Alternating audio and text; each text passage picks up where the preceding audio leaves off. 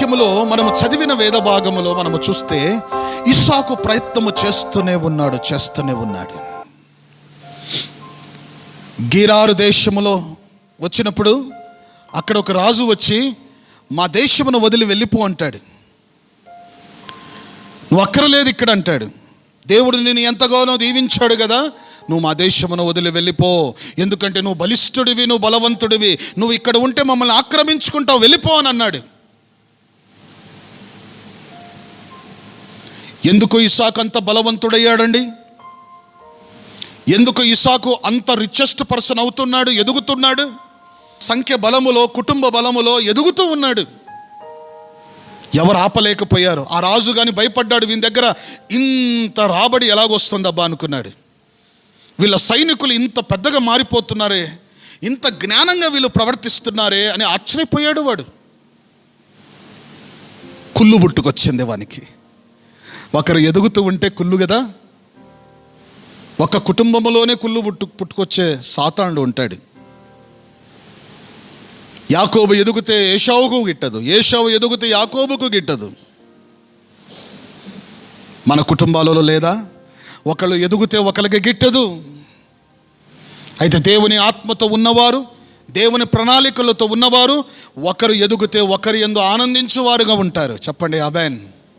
చాలామంది లౌకికముగా ఉండేవారిలో దేవునిలో ఎదుగుతూ ఉంటే సొంత కొడుకైనా కూతురైనా వారికి నచ్చరు. ఎలాగైనా వీన్ని పడగొట్టాలి, నా వశపరచుకోవాలి. మనము చూడాల్సినది ఏమిటంటే దేవుని ఆలోచన ప్రకారంగా ఎదుగుతున్నాడా, తప్పిపోతున్నాడా, ఇది చూసి నువ్వు చెప్పు. తక్కింది ఎదిగేది దేవుడు చూసుకుంటాడు. హల్లెలూయా. నువ్వు చూడాల్సినది ఏమిటంటే నీ ఆలోచన ప్రకారంగా ఎదుగుతేనే మంచిదని కాదు, దేవుని ఆలోచన ప్రకారంగా ఎదుగుతున్నాడా లేదా అని దాన్ని హెచ్చరించు, ఖండించు. వాడు దేవుని ఆలోచనగా ఎదుగుతే బాగుంటాడు, లేకపోతే నాశనమైపోతాడు. ఇంకంతే, రెండు విధాలుగా ఉంటాయి. ప్రియ సోదరి సోదరుడా, కుళ్ళుకుండే సంప్రదాయము అబేమెలెకులో చూస్తూ ఉన్నాం. ఆ రాజు వెళ్ళిపో, నిన్ను చూడలేకపోతున్నానని అన్నాడు. మళ్ళీ అక్కడి నుంచి ఆ స్థలమును వదిలి వేరే స్థలానికి మార్చుకున్నాడు, తగ్గించుకున్నాడు ఇస్సాకు.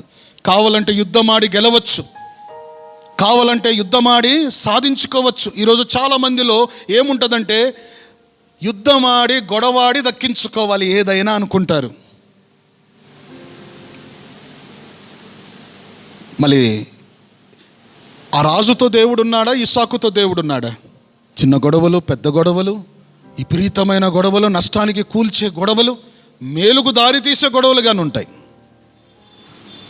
ఆశీర్వాదకరమైన గొడవలుగాను ఉంటాయి, శపితమైన గొడవలుగాను ఉంటాయి, కాపాడే గొడవలు ఉంటాయి, ప్రాణము తీసే గొడవలుగాను ఉంటాయి. గొడవలలో వెరైటీస్ ఉంటాయి. అయితే గొడవాడి దక్కించుకోగలడు ఇస్సాకు. అటువంటి ఇస్సాకు ఆ రాజును చూసి తగ్గించుకొని ఆ స్థలమును వదిలి వచ్చేస్తాడు. ఆమేన్. ఎందుకంటే ఇస్సాకు ఎవరి దమ్మురా అని చూపించుకోవడం కాదు, ఇస్సాకు నా ప్రభువు నా తోడుగా ఉన్నాడు అని ఎవరు పలికారు, ఎవరు చెప్పారా మాట? ఆ రాజు చెప్తున్నాడు. ఆ రాజు ఏం చెప్తున్నాడంటే, నీ దేవుడు నీకు సపోర్టుగా ఉన్నాడు, నీ దేవుడు నిన్ను ఆశీర్వదించాడు, నీ దేవుడు నీకు తోడై ఉన్నాడు. వా, ఎవరు చెప్పారండి? ఇస్సాకు చెప్పుకున్నాడా? ఎవరిలో వచ్చింది ఆలోచన? శత్రువుడైన కడుపు మంటతో ఉన్న అబీమెలెకులో పుట్టించాడు. ఈరోజు నీ శత్రువులు, నీకు విరుద్ధత్వముగా ఉన్నవారు ఎవరు? వారిలో ఏ ఆలోచన పుట్టాలంటే ప్రభువు వీరికి తోడై ఉన్నాడు. అంతే, ప్రభువు నీకు తోడై ఉన్నాడు. ఎవరు చెప్పాలి మాట? నీ శత్రువుడు చెప్పాలి, నీ విరోధులు చెప్పాలి. ప్రభువు రక్తము బల్లలో చేతులు వేస్తున్న మనం శత్రువులం కాదండి, మనము సహోదరులము. ఆమేన్. ఇది గమనించండి. ఒకే శరీరములో, ఒకే రక్తములో మనమందరము కడగబడి భాగస్థులవుతున్న మనమందరము శత్రువులము కాదు, సహోదరులము. ఒక దేవుని బిడ్డలము. మనలో కొన్ని గొడవలు వస్తాయి, మనలో కొన్ని ఇబ్బందులు ఉంటాయి, మనలో కొన్ని విషయాలు నచ్చుతాయి, కొన్ని విషయాలు నచ్చని పరిస్థితులు ఉంటాయి. అయితే వాటన్నిటిలో బలముగా నిలబడేది ఏమిటంటే జ్ఞానము. ఏమిటి? జ్ఞానము. జ్ఞానపరంగా నువ్వు ఆలోచన చేస్తే అందరూ ఒకే గూటికి వచ్చేస్తారు, అందరూ ఒకే మార్గంకి వస్తారు. నీకు ఇష్టమైనట్లు నువ్వు ఆలోచన చేసుకుంటే మనము కలిసి ఉండలేము.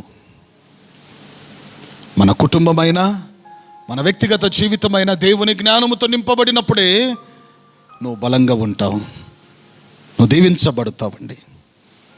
అందుబట్టి ప్రియ సోదరి సోదరుడా, ఇస్సాకు జీవితంలో తగ్గించుకొని బయటికి వచ్చేసాడు. ఎందుకంటే తన శత్రువు నోటి ద్వారాగా విన్నాడు, దేవుడు నాకు తోడై ఉన్నాడని. అందుకే వచ్చాడు.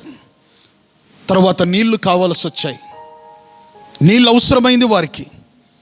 ఆ కాలము వారి తండ్రి కాలములో, పరిశుద్ధుడైన అబ్రహాము కాలములో, సేవకుడైన అబ్రహాము కాలములో, ప్రవక్త అయిన అబ్రహాము కాలములో కొన్ని బావులు తవ్వించాడు ఆయన.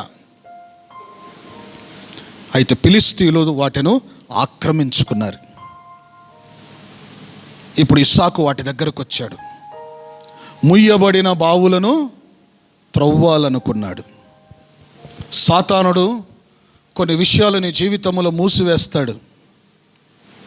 సాతానుడు నిన్ను ఆక్రమించుకుంటాడు, నీ ఇంటిని ఆక్రమించుకుంటాడు, నీ ఆలోచనలు ఆక్రమించుకుంటాడు. నీకు తెలియకుండానే నువ్వు సాతానుకు సొత్తైపోతావు. నువ్వు దేవుని మందిరంలో కూర్చున్నా, ఆయన బల్ల ఆరాధనలో నువ్వు భాగస్థుడు అయినా నువ్వు దేవుని చేతులు కాదు, దయ్యము చేతిలో ఉంటావు. నువ్వు కొన్నిసార్లు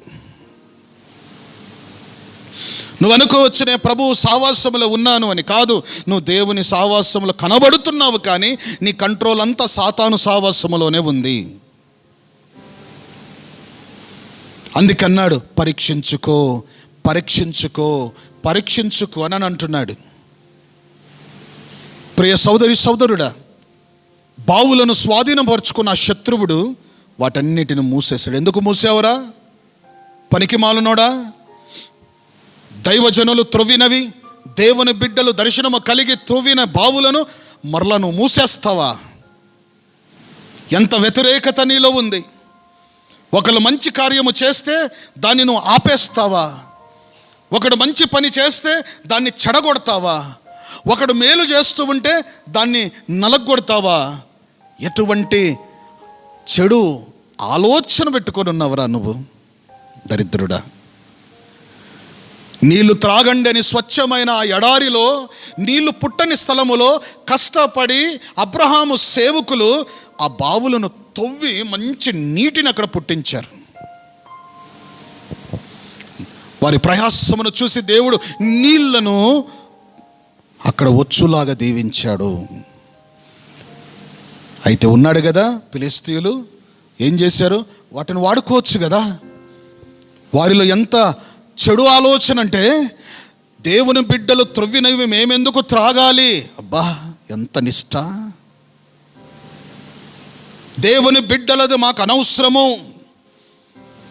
దేవుని బిడ్డల మాటలు మాకు అవసరం లేదు, వారి ఆలోచన మాకు అవసరం లేదు, వారి ప్రార్థన మాకు అవసరం లేదు, మేము ఎలాగైనా చేస్తామండి, దేవుని బిడ్డల వాక్యం అనవసరం, దేవుని బిడ్డలు ఏదైనా నీతి మాటలు చెప్తే మాకు వద్దండి అని త్రోసేసే వాళ్ళు చాలామంది ఉంటారు కదా. ఈ గ్యాంగ్ కానీ అటువంటిదే. ఈ గుంపు చక్కగా త్రాగండి రాని నీళ్లను బాగా బావులను తవ్వి పెడితే వీళ్ళు అహంకారముతో ఆ బావులను మూసేశారు. ఎంత బాధ! ప్రియ దేవుని కుటుంబమా, సాతానుడు ఎన్నోసార్లు నీ జీవితములో జీవము గల వాక్యమని నీటిని, దీవెనలను దేవుడు కుమ్మరిస్తూ ఉంటే వాటిని మరలా మూసివేయడానికి, వాటిని ఆపివేయడానికి సాతానుడు ప్రయత్నము చేస్తూ ఉంటాడు. కనపడదు మనకు, వెర్రివాళ్ళగా ఉంటాం, అజ్ఞానులుగా ఉంటాం, అనుదిన జీవితంలో మునిగిపోతూ ఉంటాము. కానీ సాతానుడు మన వెనక ఉండి ఏమి మూస్తున్నాడో, మనకు రావాల్సి ఉన్న నీటిని వాడు ఏమి ఆపుతున్నాడో తెలియదు. అందుకే ఫలము లేని క్రైస్తవులుగా అయిపోతున్నారు. జ్ఞానవంతుడు తెలుసుకుంటాడు, అజ్ఞానులు తెలుసుకోరు. ఇస్సాకు నిలబడ్డాడు అక్కడ, తన సేవకులను పంపించి ఎక్కడైతే వీళ్ళు మూసిపెట్టారో అక్కడ మరలా తవ్వండి అని అన్నాడు. హల్లెలూయా. మరలా బావిలను త్రవ్వడం ప్రారంభించారు. ఒక్కొక్కటి బావిని త్రవ్వుతూ ఉన్నారు. త్రవ్వుతున్నప్పుడు మంచి నీళ్లు బయటపడ్డాయండి. స్వచ్ఛమైన నీళ్ళు వచ్చాయి. హల్లెలూయా. అందుకే యేసుప్రభు అన్నాడు కదా, బావి దగ్గర కూర్చొని, నా నీళ్లను త్రాగిన వారు ఎన్నడికి దాహము కలుగదు. నీళ్ళంటే అర్థమైంది ఆయన వాక్యము. నీళ్ళంటే అర్థమైంది ఆయన మాటలు.